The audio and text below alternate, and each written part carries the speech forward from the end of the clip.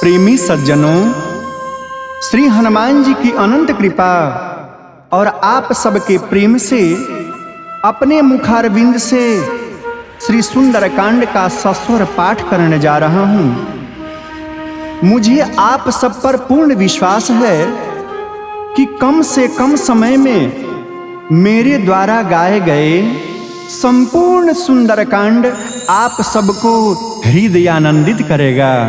जय जय श्री राम। प्रणव पवन कुमारा, खल बन पावक ज्ञान घना, जासु हृदय अगारा, बसहि राम सर चाप धरा, बलि बंधत प्रभु बाढ़ेऊ, सोतन बरन न जाई, उभय घरी महदीन्ही, सात प्रदक्षिण धाई, अंगद कहीं जाऊं मैं पारा, जिये संशय कछु फिरति बारा, जामवंत कह तुम सब लायक, पठाइया किमि सबही कर नायक, कहीं ऋक्षपति सुनु हनुमाना, का चुप साधि रहे हु बलवाना, पवन तनय बल पवन समाना, बुद्धि विवेक विज्ञान निधाना, कमन सुकाज कठिन जग माही, जो नहीं होई तात तुम पाही, राम काज लगी तब अवतारा, सुनतहि भयउ पर्वताकारा, कनक बरन तन तेज बिराजा, मानहु अपर गिरिन कर राजा, सिंहनाद करि बारहि बारा, लीलहि नांगउ जल निधि खारा, सहित सहाय राम नहीं मारी, आनौ इहाँ त्रिकूट उपारी, जामवंत मैं पूछऊं तोहि, उचित सिखामन दीजहु मोहि, इतना करहु तात तुम जाई, सीतहि देखि कहूँ सुधि आई, तब निज भुज बल राजीव नैना, कौतुक लागी संग कपिसैना, तब निज भुज बल राजीव नैना, कौतुक लागी संग कपिसैना, कपिसेन संग संहारी, निश्चर राम सीतहि आनी है, त्रैलोक पावन सुजसु सुर मुनि नारदादि बखानी है, जो सुनत गावत कहत समुझत परम पद नर पावई, रघुबीर पद पाथोज मधुकर दास तुलसी गावई, भव भेषज रघुनाथ जसु, सुनहु नर अरु नारी, तिनकर सकल मनोरथा, सिद्ध करहि त्रिशिरारी, नीलोत्पल तन श्यामा, काम कोटि शोभा अधिका, सुनियता सुगुण ग्रामा, जासु नाम अग खग बधिका। ओम श्री गणेशाय नमः।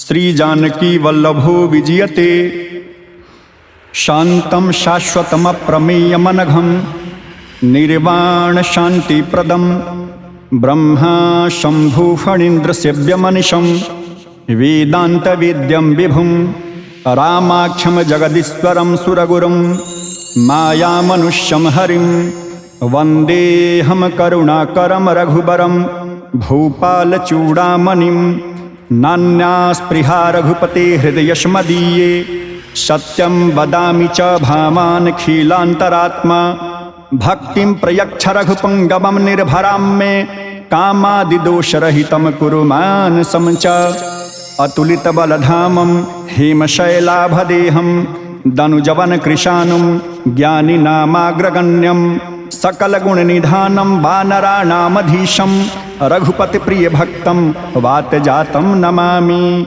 वातजातं नमामि।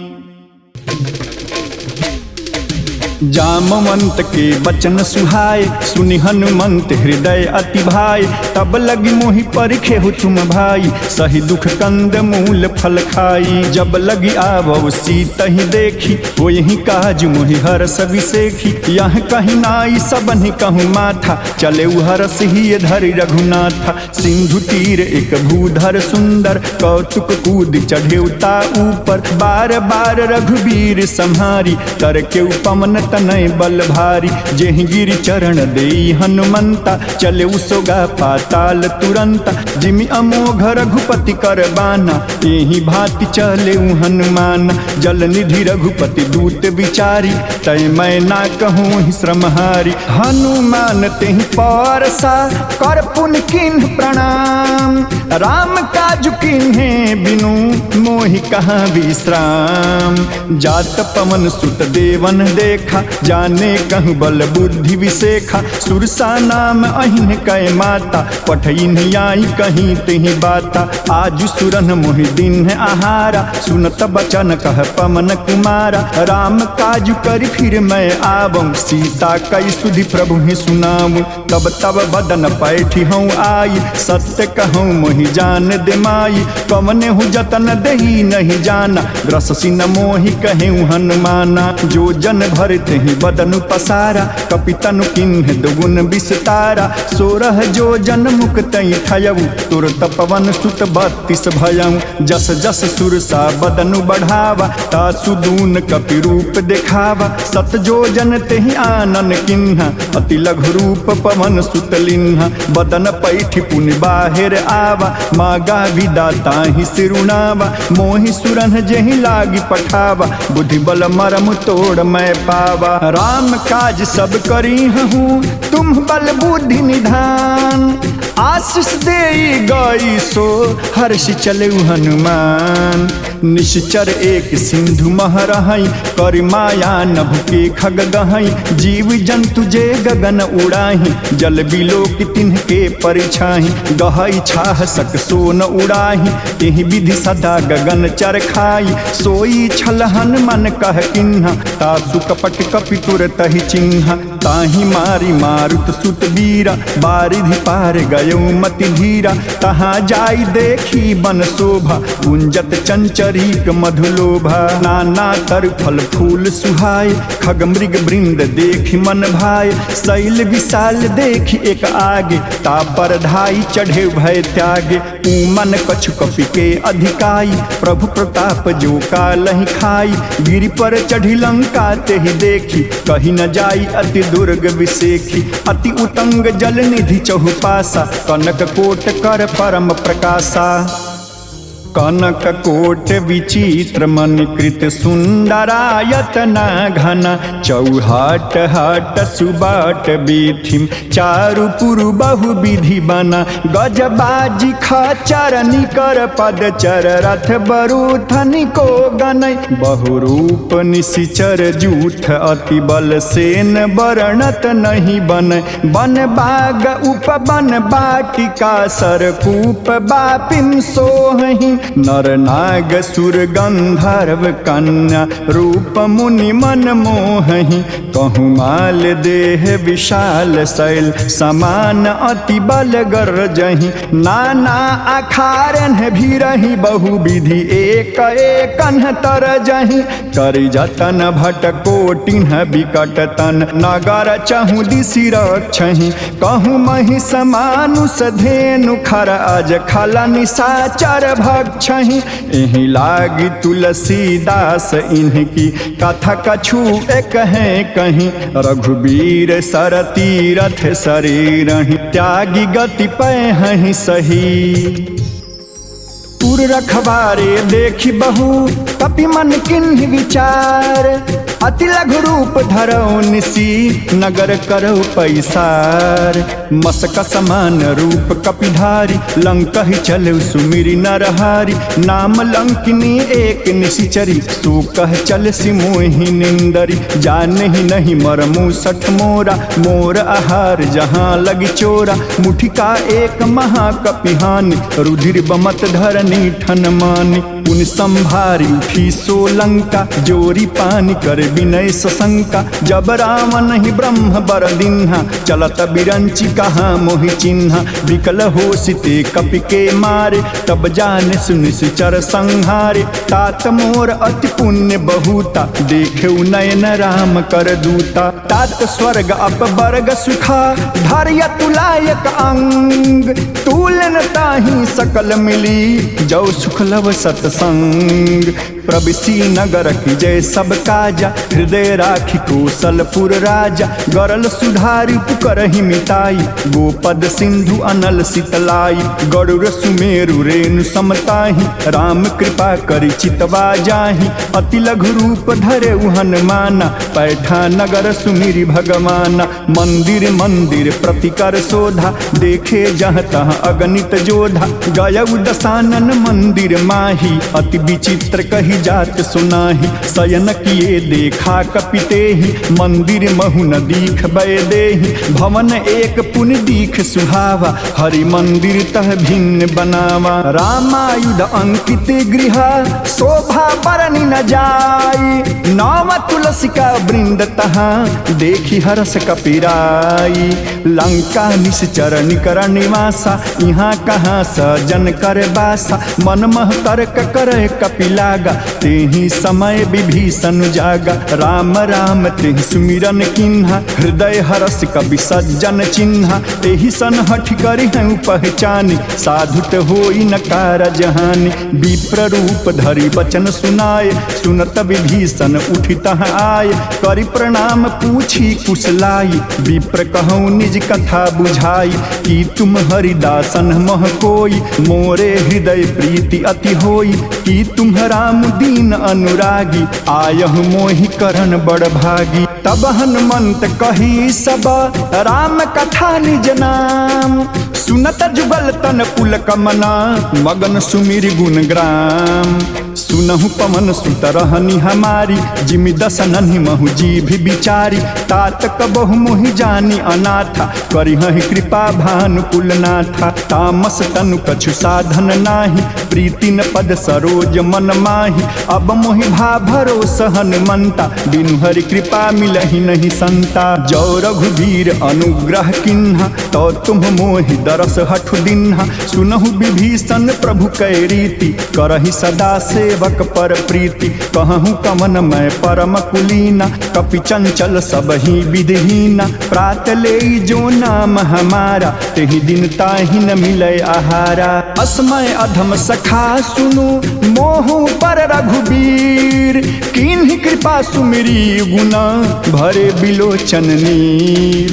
जानत हूँ अस स्वामी बिसारी, फिर हित काहि न होहि दुखारी। एहि विधि कहत राम गुण ग्राम, पावा निर्वच विश्राम।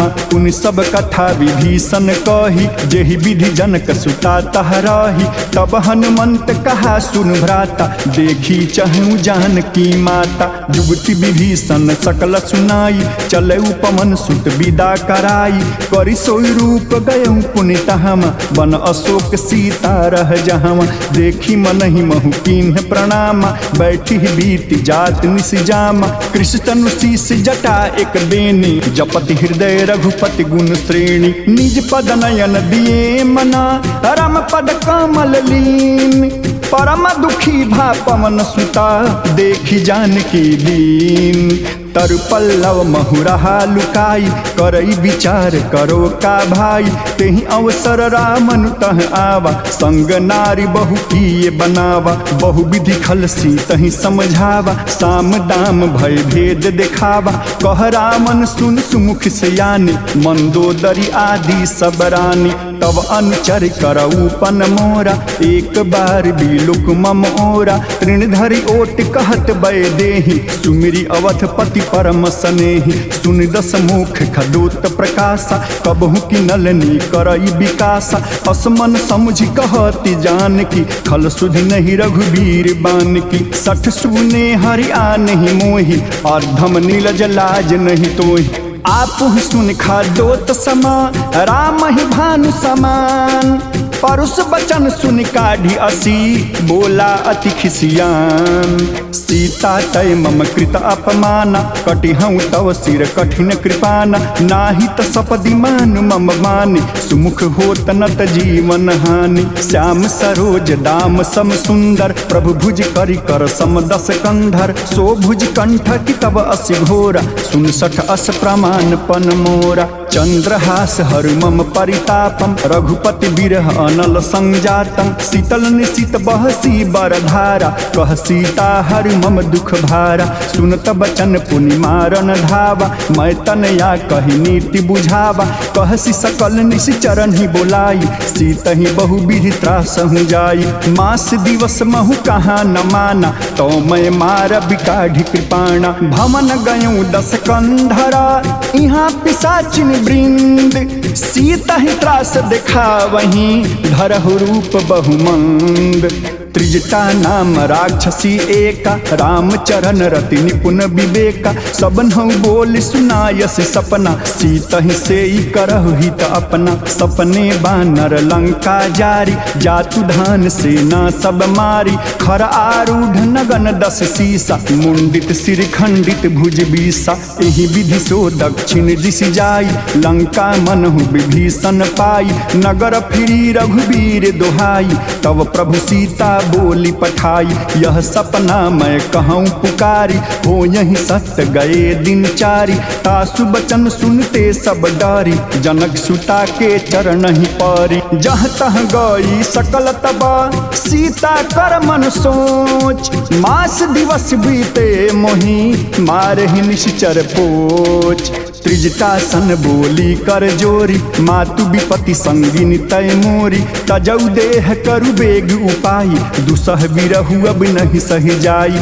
आनि काठ रचुचिता बनाई मातु अनल पुनि देहि लगाई सत्य करहि मम प्रीति सयानी सुनय को श्रवण सूल समबानी सुनत बचन पद गहि समुझायसि प्रभु प्रताप बल सुजसु सुनायसि निशिन अनल मिन सुन सुकुमारी अस कहि सो निज भमन सिधारी कह सीता विधि भा प्रतिकूला मिलहि न पावक मिटहि न सूला देखियत प्रगट गगन अंगारा अवनि न आवत एक उतारा पावक मैं शशित्रवतन आगी मानहु मोहि जानि हत भागी सुनहि विनय मम बिटप अशोका सत्य नाम करु हर मम शोका नूतन किसलय अनल समाना देहि अग्नि जन करहि निदान देखी परम बिरहा कुल सीता सोचन कपि कलप समबीता कपि कर हृदय विचारा दीन मुद्रिका डारी तब जन्म शोक अंगारा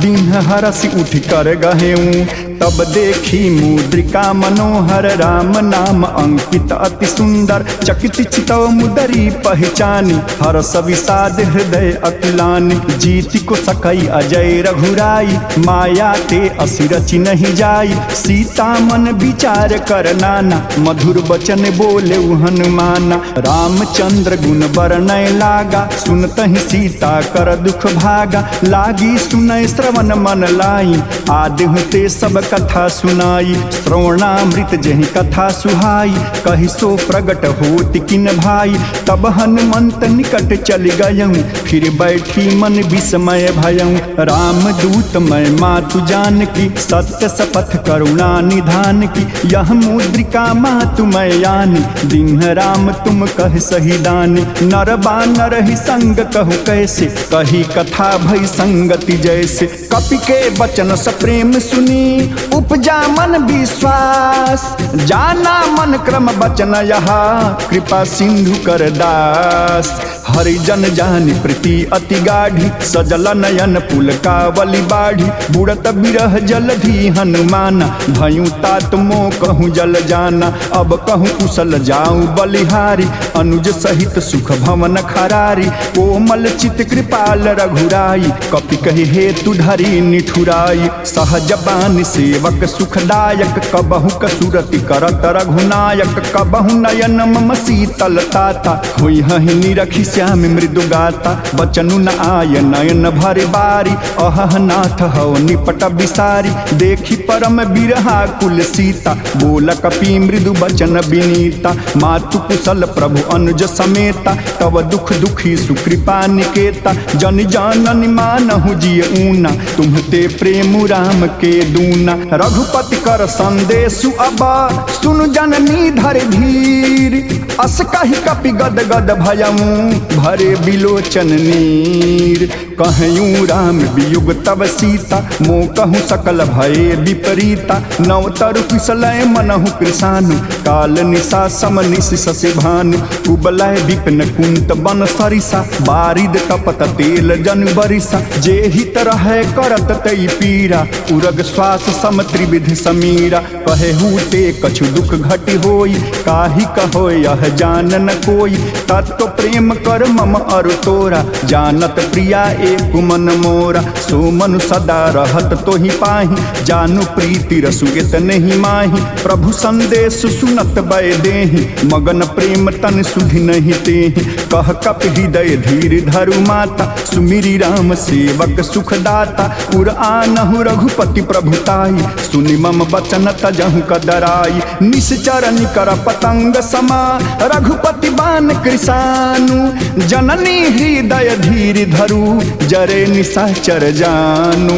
जो रघुबीर होती सुधि पाई करते नहीं विलम्ब रघुराई। राम बान रवि उग जानकी तम बरूठ कह जातु धान की। अब ही मातु मैं जाऊ लवाई प्रभु आय सुनहि राम दोहाई। कछुक दिवस जननी धरु धीरा कपिन सहित आई है रघुबीरा। निश्चर मारी तो ही लय जय हैं तिन्ह पुर नार दादी जसु गए हैं। है सुत कपि सब तुम्हें समाना जातु धान अति भट बलमाना। मोरे हृदय परम संदेहा सुनि कपि प्रगट किन्ह निज देहा। कनक भूधराकार शरीरा समर भयंकर अति बलबीरा। सीता मन भरोस तब भयं पुनि लघु रूप पवन सुतलयं। सुनु माता शाखा मृग नहीं बल बुद्धि विशाल। प्रभु प्रताप ते गड़ू रही खाई परम लघु ब्याल।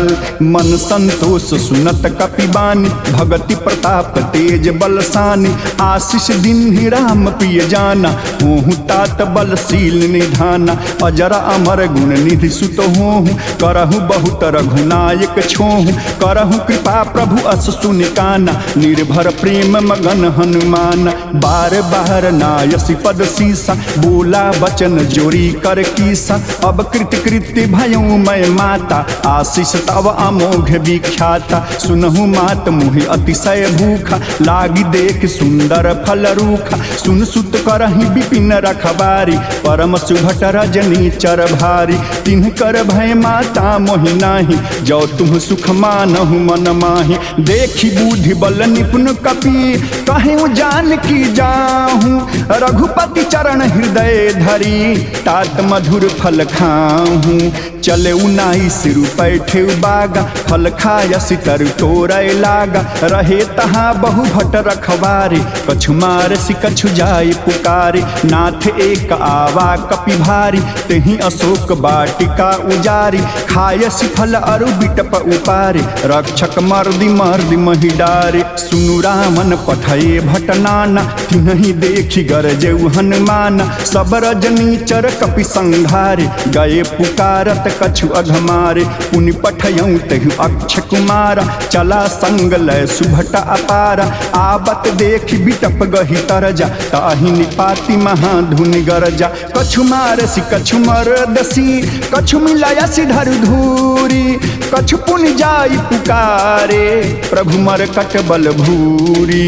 सुन सुत बध लंकेसरी साना पठयसि मेघनाद बलवाना। मारसि जन सुति बांध सुताहि देखिय कपिहि काहा कर आहि। चला इंद्रजित अतुलित जोधा बंधु निधन सुनि उपजा क्रोधा। कपि देखा दारुण भट आवा कटकटाए गरजा अरुधावा। अति विशाल तरु एक उपारा बीरथ किन्ह लंकेश कुमारा। रहे महाभटता के संगा गहि गहि कपि मरदई निज अंगा। तिन्हि निपाति ताहि सन बाजा धीरे जुगल मानहु गजराजा। मुठिका मारी चढ़ा तरु जाई, ताही एक क्षण मूर्छा आई। उठी बहोरी की हिसी बहु माया, जीती न जाई प्रभंजन जाया। ब्रह्म अस्त्र तहि साधा, कपि बन किन्ह विचार। जौन ब्रह्म शरमानऊ, महिमा मिटई अपार। ब्रह्म बान कपि कहूँ तेहि मारा, पर तिहि बार कटकु संघारा। तेहि देखा कपि मूर्छित भयऊँ, नाग पास बांध सिलय गयऊँ। जासु नाम जपि सुनहु भवानी, भव बंधन काटहि नर ज्ञानी। तासु दूत की बंध तरुआवा, प्रभु कारज लगी कपि बंधावा। कपि बंधन सुन निश्चर धाय, कौतुक लागी सभा सब आय। 10 मुख सभा दीख कपि जाई, कहीं न जाई कछु अति प्रभुताई। कर जोरे सुर विसित विनीता, भ्रुकुटि बिलोकत सकल सभीता। देखि प्रताप न कपि मन शंका, जिमि अहि गण महु गरुड़ सशंका। कपि ही बिलोकि दशानना, बिहसा कहि दुर्बाद। सुतबध सूरत किन्हि पुनि, उपजा हृदय विषाद।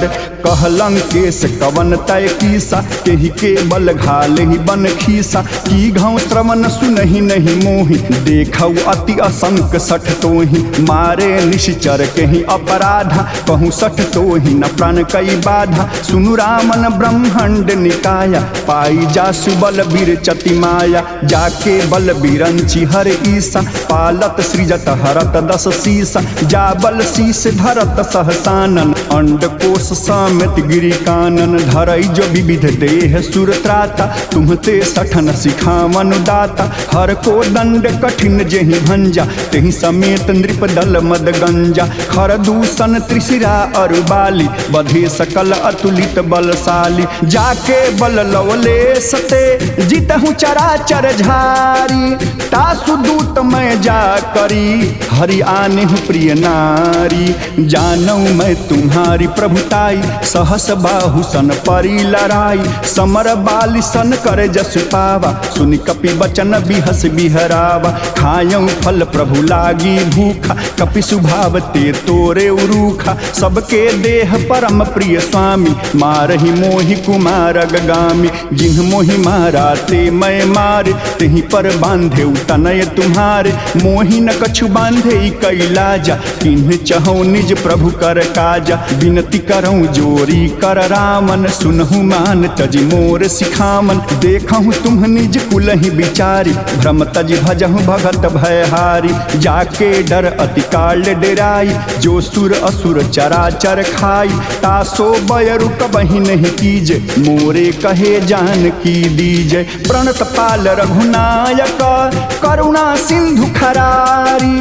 गए शरण प्रभु राखी हैं, तव अपराध विसारी। राम चरण पंकज उर धरहु, लंका अचल राजु तुम करहु। ऋषि पुलस्ति जसु विमल मयंका, तेहि शशि महु जनि होहु कलंका। राम नाम बिनु गिरा न सोहा, देखी विचारी त्याग मद मोह। बसनहीन नहीं सोह सुरारी, सब भूषण भूषित बर नारी। राम विमुख संपत्ति प्रभुताई, जाई रही पाई बिन पाई। सजल मूल जिन्ह सरितन नाही, बरसी गए पुण्य तबहि सुखाहि। सुन 10 कंठ कहूँ पन रोपी, विमुख राम त्राता नहीं कोपी। शंकर सहस विष्णु अज तोहि, सकहि न राखी राम कर द्रोहि। मोह मूल बहुशूल प्रदा, त्यागहु तम अभिमान।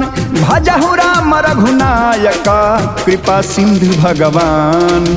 यद्यपि कही कपि अति हित बानी, भगति विवेक विरति नय सानी। बोला बिहसी महाअभिमानी, मिला हमहि कपि गुण बर ज्ञानी। मृत्यु निकट आई खल तोहि, लागसी अधम सिखावन मोहि। उल्टा हो यही कह हनुमाना, मति भ्रम तोर प्रगट मैं जाना। सुनि कपि बचन बहुत खिसियाना, बेगी न हरहु मूढ़ कर प्राणा। सुनत निशाचर मारन धाय, सचिवन सहित विभीषण आय। नाई शीस कर विनय बहुता, नीति विरोध न मारिय दूता। आन दंड कछु करिय गोसाई, सबहि कहा मंत्र भल भाई। सुनत बिहसी बोला 10 कंधर, अंग भंग करि पठैय बंदर। कपि के ममता पूछ परा, सबहि कहूँ समझाई। तेल बोरी पट बांध पुनि, पावक सबक देहु लगाई। पूछहीन बानर तह जाइहि, तब सठ निज नाथ ही लई आइहि। जिनके किन्हसी बहुत बड़ाई, देखूं मैं तिनके प्रभुताई। बचन सुनत कपि मन मुस्काना, भई सहाय शरद मैं जाना। जातु धान सुनि रामन बचना, लागे रचय मूढ़ सोई रचना। रहना नगर बसन धृत तेला, बाढ़ी पूछ किन्ह कपि खेला। कौतुक कह आये पुरवासी, मारहि चरण करहि बहुहासी। बाजहि ढोल देहि सब तारी, नगर फेरी पुन पूछ प्रजारी। पावक जरत देखी हनुमंता, भयउ परम लघु रूप तुरंता। निबुक चढ़ऊ कपि कनक अटारी, भई सभीत निशाचर नारी। हरि प्रेरित तेहि अवसरा, चले मरुत 49।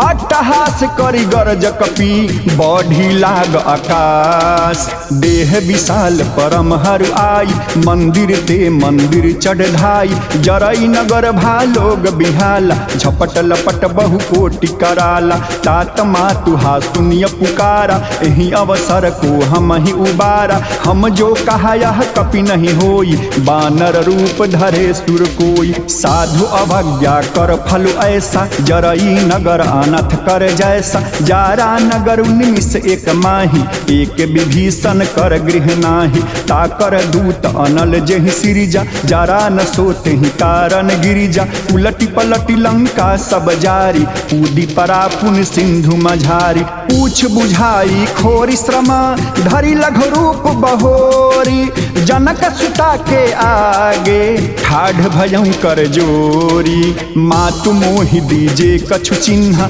जैसे रघुनायक मोहि दिन्हा। चूड़ामणि उतार तब दयऊं, हरस समेत पवन सुत लयऊं। कहेहूँ तात असमोर प्रणाम, सब प्रकार प्रभु पूरन काम। दीन दयाल बिरदु संभारी, हरहु नाथ मम संकट भारी। तात शक्र सुत कथा सुनायहूँ, बन प्रताप प्रभु ही समुझायहूँ। मास दिवस महु नाथु न आवा, तो पुनि मोहि जियत नहीं पावा। कहूँ कपि केहि विधि राखो प्राणा, तुम हूँ तात कहत अब जाना। तोहि देखी शीतल भई छाती, पुनि मो कहीं सोई दिन सो राती। जनक सुतहि समुझाई करी, बहुविधि धीरज दीन्ह।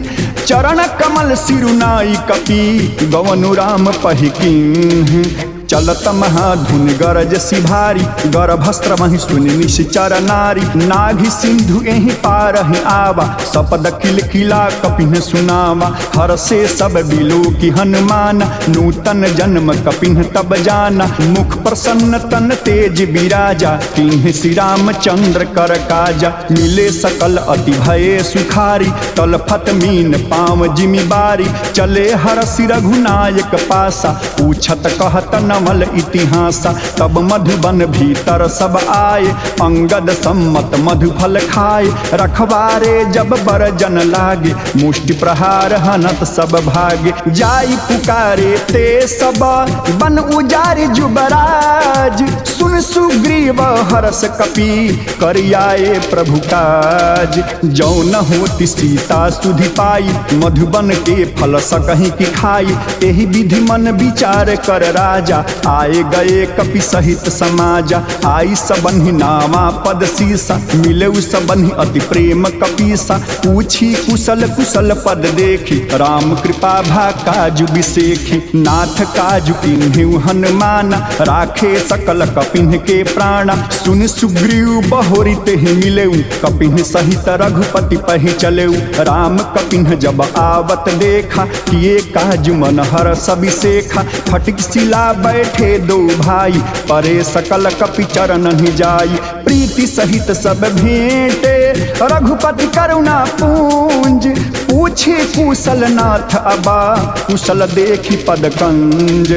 जामवंत कह सुनु रघुराया, जा पर नाथ करहु तुम दाया। ताहि सदा शुभ कुशल निरंतर, सुर नर मुनि प्रसन्नता ऊपर। सोई विजयी विनयी गुण सागर, तासु सुजसु त्रैलोक उजागर। प्रभु की कृपा भयउ सब काजु, जन्म हमार सुफल भा आजु। नाथ पवन सुत किन्हि जो करनि, सहसहु मुख न जाई सुबरणी पवन तनय के चरित सुहाय जामवंत रघुपति ही सुनाय सुनत कृपा निधि मन अति भाय पुनि हनुमान हरस ही लाय कहूँ तात के ही भांति जान की रहति करति रक्षा स्व प्राण की नाम पाहरू दिवसन सी ध्यान तुम्हार कपाट लोचन निज पद जंत्रिता जाहि प्राण के ही बाट चलतम हुई चूड़ामन दिन्हि रघुपति हृदय लाई सोई लिन्हि नाथ जुगल लोचन भरी बारी बचन कहे कछु जनक कुमारी अनुज समेत गहेहु प्रभु चरण दीन बंधु प्रणतारति हरण मन क्रम बचन चरण अनुरागी केहि अपराध नाथ हूँ त्यागी अवगुण एक मोर मैं माना बिछुरत प्राण न किन्ह पयाना नाथ सुनयन को अपराधा मिसरत प्राण करहि हठि बाधा बिरह अग्नि तनु तूल समीरा श्वास जरई छन माहि शरीरा नयन स्त्रम ही जल निज हित लागी जरई न पाव देह विरहागी सीता कय अति विपति विशाला बिनहि कहे भली दीन दयाला निमिष निमिष करुणा निधि जाहि कलप सम बीती बेग चलिय प्रभु आनिया भुज बल खल दल जीती सुन सीता दुख प्रभु सुख आयना भरी आए जल राजीव नयना बचन काय मन मम गति जाहि सपने बुझिय विपति की ताहि कह हनुमंत विपति प्रभु सोई जब तब सुमिरन भजन न होई केतिक बत प्रभु जातु धान की रिपुहि जीति आनि बिजान की सुनि कपि तोहि समान उपकारी नहीं कोई सुर नर मुनि तनुधारी प्रति उपकार करो का तोरा सन्मुख होई न सकत मन मोरा सुन सुत तोहि उरिन मैं नाही देखें करि विचार मन माही पुनि पुनि कपिहि चितौ सुर त्राता लोचन नीर पुलक अति गाता सुनि प्रभु बचन विलोक मुखा गात हरस हनुमंत चरण परे प्रेमा कुला त्राहि त्राहि भगवंत बार बार प्रभु चहई उठावा प्रेम मगन तेहि उठबन भावा प्रभु कर पंकज कपि के सीसा सुमरी सुदशा मगन गौरी सावधान मन करि पुनि शंकर लागे कहन कथा अति सुंदर कपि उठाई प्रभु हृदय लगावा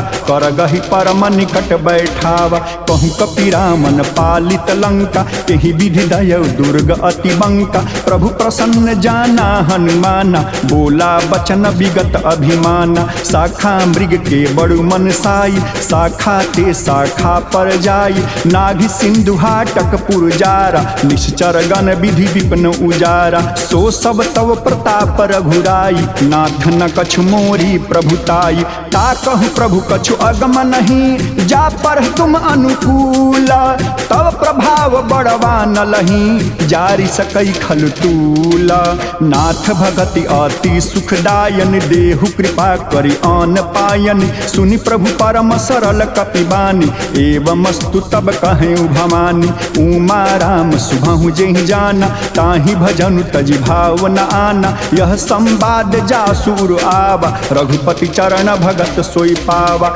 सुनि प्रभु बचन कहाहि कपि वृंदा जय जय जय कृपाल सुख कंदा तब रघुपति कपिपति ही बुलावा कहा चलय कर करहु बनावा अब विलंब के ही कारण कीजे तुरत कपिन कहूँ आय सुदीज कौतुक देख सुमन बहु बरसी नभते भमन चले सुर हरसी कपिपति बेगी बोलाए आए जूथप जूथ नाना वर्ण अतुल बला बानर भालु बरूथा प्रभु पद पंकज नावहि सीसा गरजहि भालु महाबल कीसा देखी राम सकल कपि सेना चितई कृपा करि राजीव नयना राम कृपा बल पाई कपिंदा भय पच्छजुत मनहु गिरिंदा हरसि राम तब किन्ह पयाना सगुन भय सुंदर शुभनाना जासु सकल मंगलमय कीर्ति तासु पयान सगुन यह नीति प्रभु पयान जाना बै देहि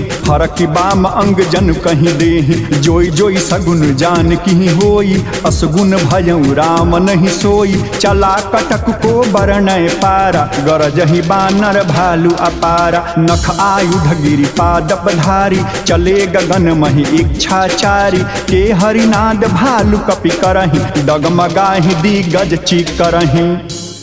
चीकरहि दिग्गज ढोल मही गिरी लोल सागर खर भरे मन हरस सब गंधर्व सुर मुनि नाग कीनर दुख टरे कट कट हिमर कट बिकट भट बहु कोटि कोटिन धावहि जय राम प्रबल प्रताप कौशलनाथ गुण गण गावहि सही सकन भार उदार अहिपति बार बारहि मोह गह दसन पुनि पुनि कमठ पृष्ठ कठोर सो किमि सोहहि रघुबीर रुचिर प्रयाण प्रस्थिति जानि परम सुहामनि जनु कमठ खर पर सर पराज सुलिखत अविचल पावनि एहि विधि जाई कृपा निधि उतरे सागर तीरा जहाँ तहाँ लागे खान फला भालू विपुल कपिवीरा उहाँ निशाचर रहि सशंका जब ते जारी गए कपिलंका निज निज गृह सब करहि विचारा नहीं निश्चर कुल केर उबारा जासु दूत बल बरनि न जाई तेहि आए पुर कवन भलाई दू तीन सन सुनि पुर जन बानी मंदोदरी अधिक अकुलानि रहसी जोरी कर पति पग लागी बोली बचन नीति रस पागी कंत करसी हरिसन परिहरहु मोर कहा अति हित ही धरहु समुझत जासु दूत कई करणी स्त्रभहि गर्भ रजनी चर धरणी तासु नारे निज सचिव बोलाई पठवहु कंत जो चहु भलाई तव कुल कमल विपिन दुखदाई सीता सीत निशा सम आई सुनहु नाथ सीता बिनु दिन्हे इतना तुम्हारे शंभु अज किन्हे राम बान अहिगन सरिसा निकरन साचर भेक जब लगी ग्रसतन तब लगी जतन करहु तजि टेक श्रवण सुनी सठता करी बानी दिहसा जगत विदित अभिमानी सभय सुभाउ नारी कर साचा मंगल महु भय मन अति काचा जो आवई मर कट कट काई जियहि विचारे निसीचर खाई कम पहिलो कप जाकी त्रासा तासु नारी सभित बड़ी हासा अस कहीं बिहसिता ही उरलाई चले सभा ममता अधिकाई मंदोदरी हृदय कर चिंता भयउ कंत पर विधि विपरीता बैठे सभा खबरी असिपाई सिंधु पार सेना सब आई बुझसी सचिव उचित मत कहूँ ते सब हास मष्ट कर रहूँ जीतहु सुरासुर तब श्रम नाही नर बानर कहीं लेखे माही सचिव वैद गुरु तीनी जो प्रिय बोलाई भय आस राज धर्म तन तीन करा होई बेगहीनास सोई रामन कहूँ बनी सहाय स्तुति करहि सुनाई सुनाई अवसर जानी विभीषण आवा भ्राता चरण शीस तेहि नावा उन सिर नाई बैठ निज आसन बोला बचन पाई अनुशासन जो कृपाल पूछे मोहि बाता मति अनुरूप कहो हित ताता जो आपन चाहे कल्याणा सुज सुसुमति शुभ गति सुख नाना सो पर नारी लीलार गोसाई तजौ चौथ के चंद किनाई 14 भुवन एक पति होई भूत द्रोह तिष्ठई नहीं सोई गुण सागर नागर नर जो अलप लोभ भल कहि न को काम क्रोध मद लोभ सब नाथ नरक के पंथ सब परिहरि रघुबीर भजहु भजहि जहि संत तात राम नहीं नर भूपाला भुवनेश्वर कालहु कर काला ब्रह्म अनामय अज भगवंता व्यापक अजित अनादि अनंता गोद्विज धेनु देव हितकारी कृपा सिंधु मानुष तनुधारी जनरंजन भंजन खल ब्राता वेद धर्म रक्षक सुन भ्राता ताहि बयरु तजनाई माथा प्रणता रति भंजन रघुनाथा देहुनाथ प्रभु कहु बय देहि भजहु राम बिनु हेतु सनेहि शरण गए प्रहुताहु न त्यागा विश्वद्रोह कृत अघ जेहि लागा जासु नाम त्रयतापन सामन सोई प्रभु प्रगट समुझ जिय रामन बार बार पद लागऊं विनय करऊं 10 शीस परिहरि माना मोह मदा भजहु कौशलाधीश मुनि पुलस्ति निज शिष्य सना कही पठई यह बात तुरत सुमय प्रभु सन कही पाई सुअवसर तात। माल्यवंत अति सचिव सयाना, तासु बचन सुनि अति सुख माना। तात अनुज तव नीति विभूषण, सो उर्धर हुज कहत विभीषण। रिपुत करस कहत सठ दो, दूरी न करहु यहाँ है को।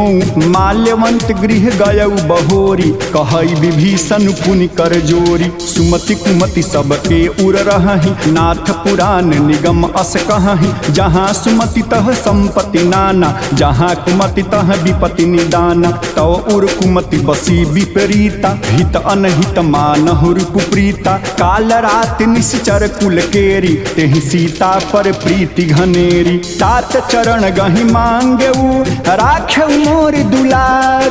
सीता देहूँ राम कहूँ, अहित न होई तुम्हारा।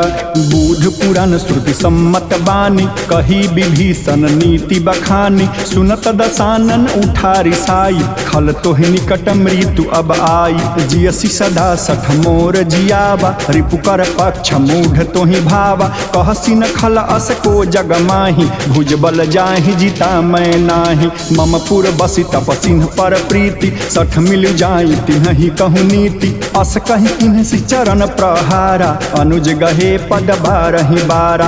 उमा संत कई इहि बड़ाई, मंद करत जो करई भलाई। तुम पितु सरिसि भलहि मोहि मारा, राम भजे हितनाथ तुम्हारा। सचिव संग लय नभ पथ गयऊँ, सबहि सुनाई कहत अस भयऊँ। राम सत्य संकल्प प्रभु, सभा काल बस तोरी।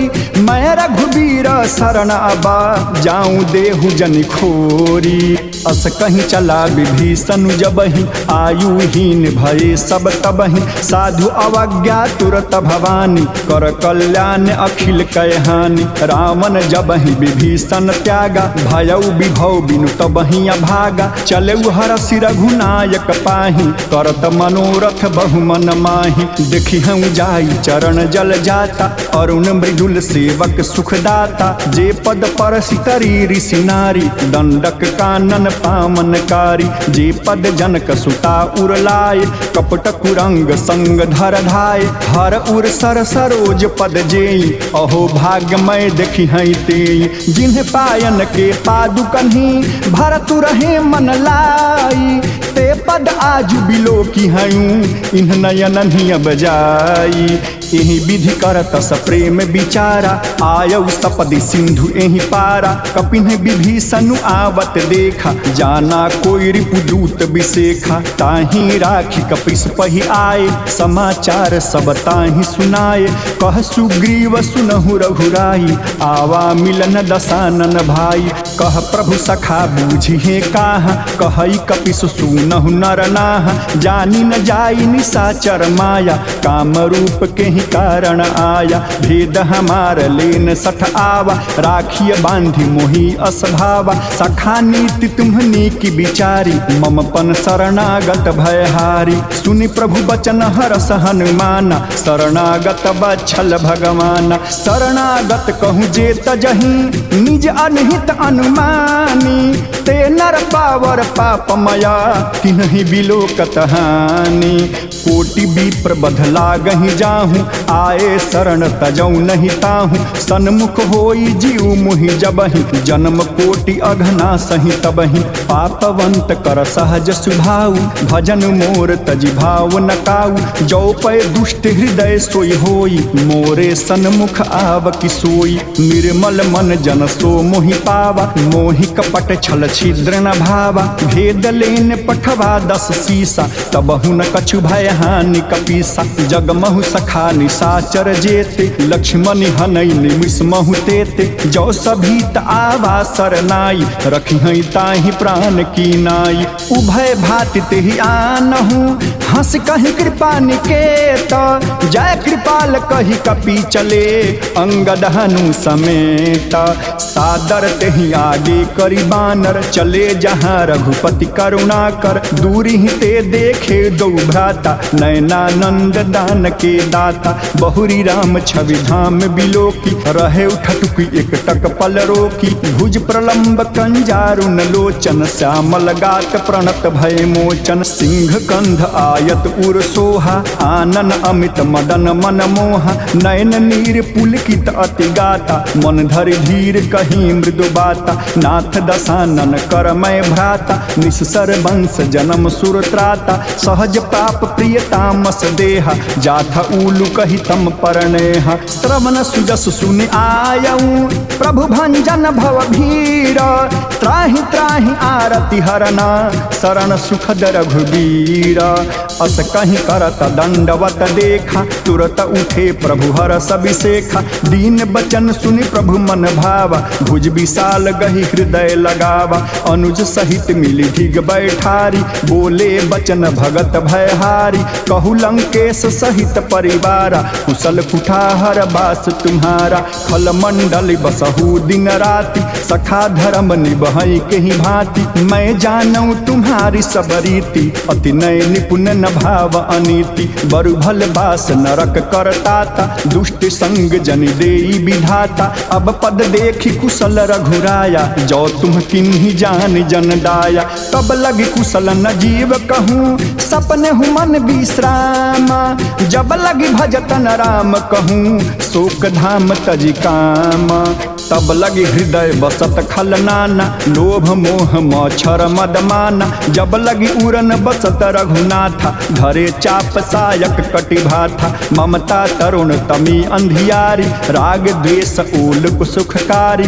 तब लगी बसत जीव मन माही, जब लगी प्रभु प्रताप रविनाही। अब मैं कुशल मिटे भय भारे, देखी राम पद कमल तुम्हारे।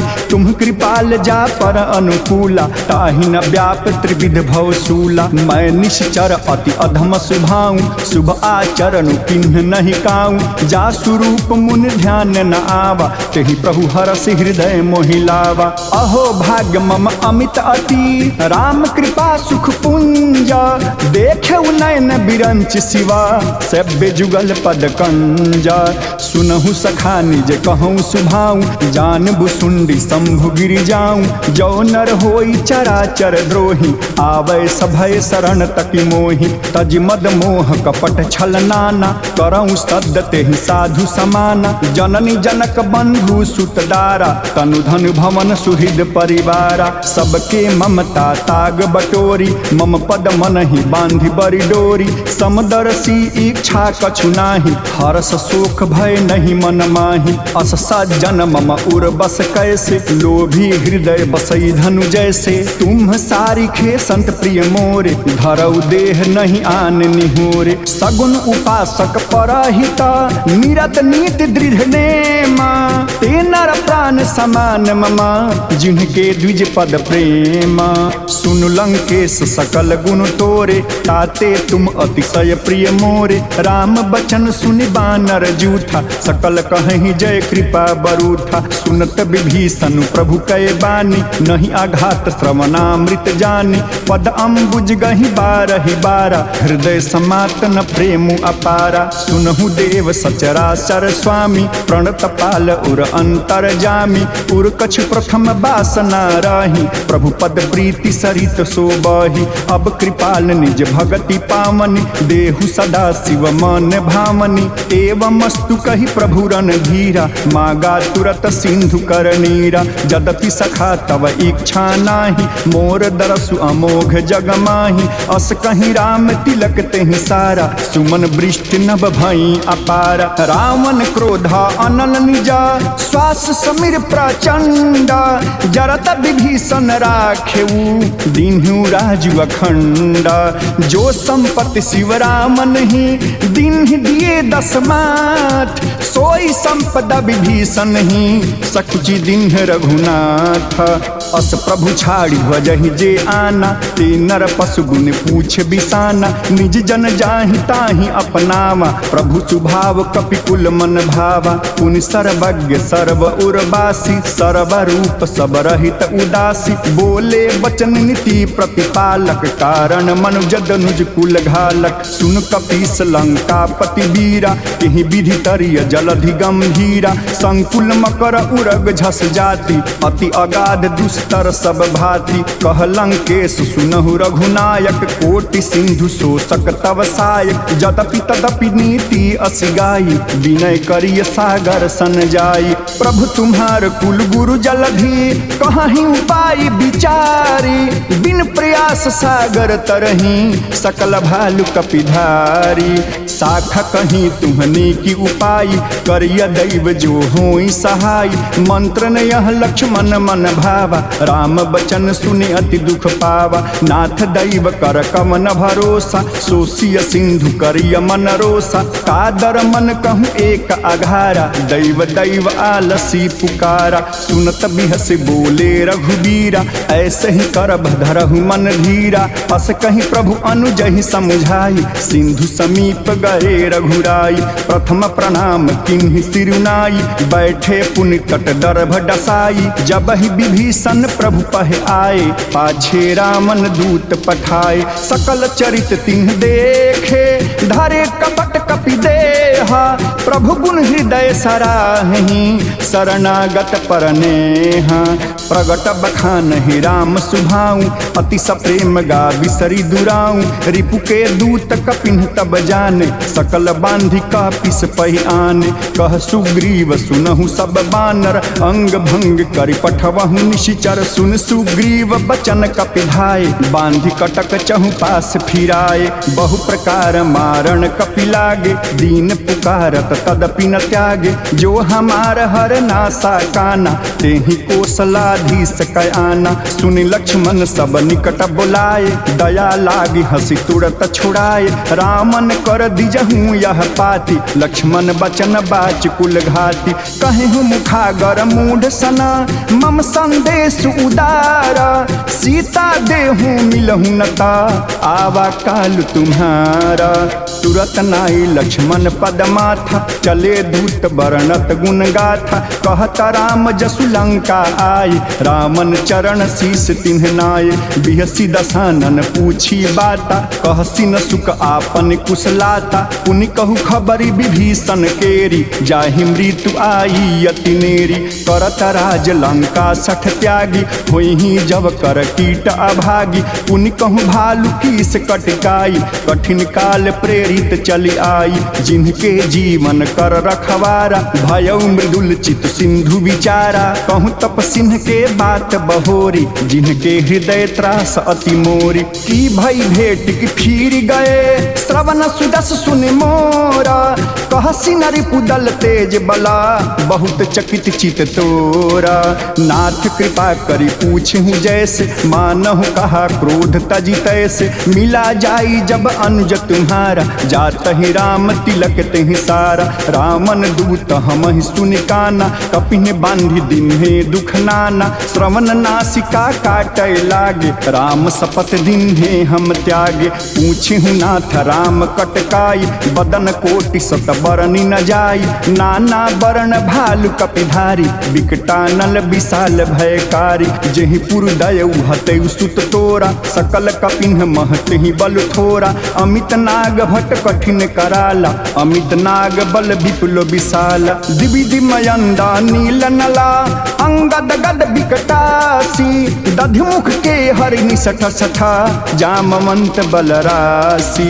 एक कपि सब सुग्रीव समाना, इन सम कोटिन्ह गनई को नाना। राम कृपा अतुलित बल तिन्हि, ऋण समान त्रैलोक ही गनहि। असमय सुना श्रवण दस कंधर, पदुम 18 जूथप बंदर। नाथ कटक मह सो कपि नाही, जो न तुम्हि जीतै रन माहि।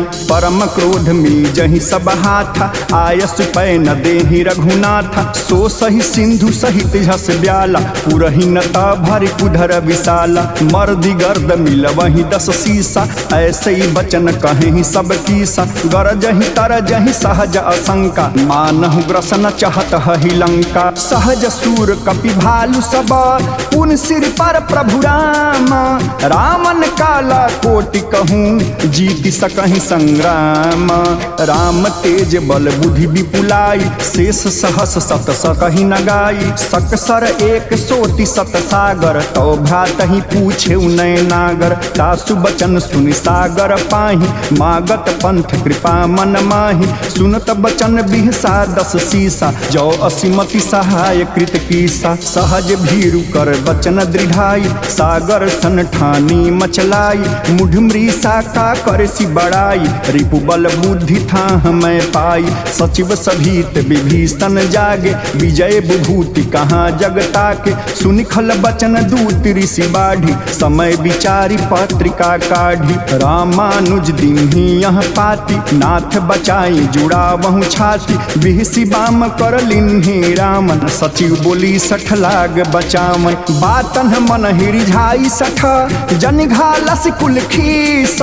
राम विरोधन उबरसी, शरण विष्णु अज ईसा। की तजमान अनुज इवा, प्रभु पद पंकज भृंगा। होहि कि राम सरानला, खल कुल सहित पतंगा। सुनत सभय मन मुख मुसुकाई, कहत दसानन सबहि सुनाई। भूमि परा कर गहत आकाशा, लघु तापस कर भाग बिलासा। कह सुखनाथ सत्य सब बानी, समुझहु छाड़ी प्रकृति अभिमानी। सुनहु बचन मम परिहरि क्रोधा, नाथ राम सन तजहु विरोधा। अति कोमल रघुवीर सुभाऊ, यद्यपि अखिल लोक कर राऊ। मिलत कृपा तुम पर प्रभु करहि, पुर अपराध न एक धरहि। जनक सुता रघुनाथ ही दीजे, इतना कहा मोर प्रभु कीजे। जब ते ही कहा देन बै देहि, चरण प्रहार कीन 60 तेहि। नाई चरण सिरु चला सुताहा, कृपा सिंधु रघुनायक जाहा। करि प्रणाम निज कथा सुनाई, राम कृपा आपन गति पाई। ऋषि अगस्त्य की साप भवानी, राक्षस भयउ रहा मुन ज्ञानी।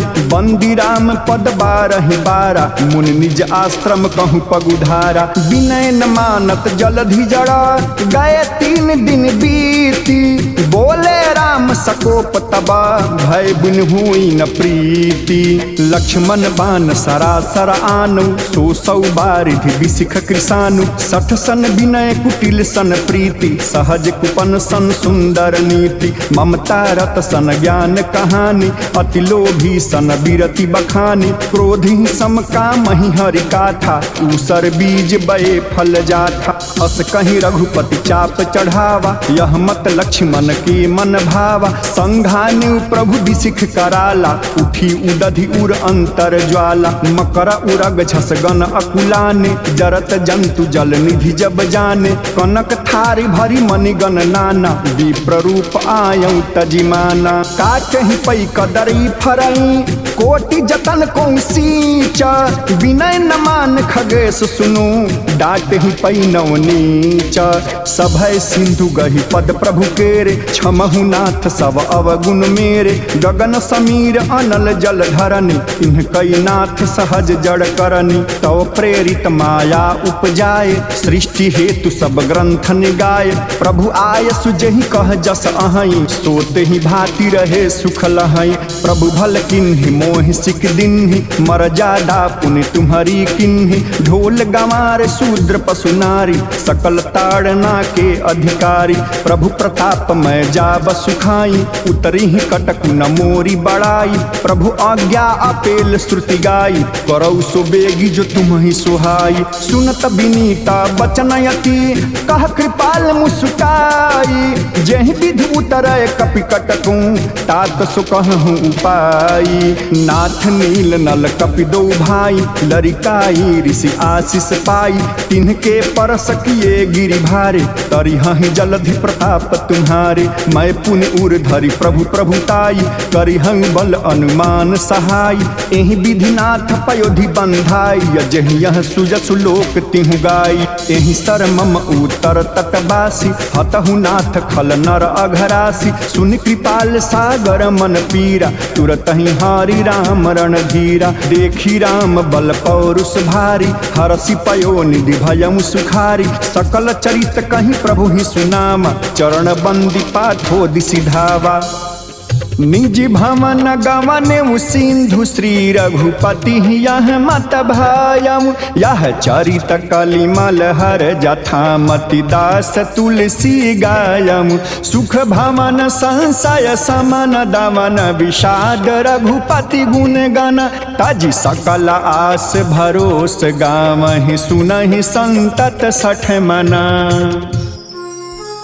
सकल सुमंगल दायक रघुनायक गुणगान। सादर सुनहिते तरहि भवा, सिंधु बिना जल जान। सिंधु बिना जल जान। अपने राष्ट्र को सुंदर बनाने हेतु, अपने समाज को सुंदर बनाने हेतु तथा इस कलयुग के समस्त पापों के नाश हेतु प्रत्येक व्यक्ति को, प्रत्येक भक्त को श्री तुलसीकृत श्री रामचरितमानस के पंचम सोपान श्री सुंदरकांड का पाठ करना तथा सुनना दोनों ही आवश्यक है। सकल सुमंगलदायक, सभी प्रकार के मंगलों को देने वाला यह तुलसीकृत श्री रामचरितमानस के पंचम सोपान श्री सुंदरकांड का पाठ जो भी भक्त श्रद्धा से इस सुंदरकांड पाठ को अपने कर्णेंद्रिय द्वारा श्रवण करता है, वह इस जीवन रूपी लंबी भवसागर को, इस जीवन रूपी लंबी लक्ष्य को भाव सिंधु बिना जलजान, बिना ही नौका के द्वारा पार कर जाता है। श्री सुंदरकांड का 60वां दोहा सुसंपन्न हुआ। इसी के साथ जय श्री राम, जय हनुमान।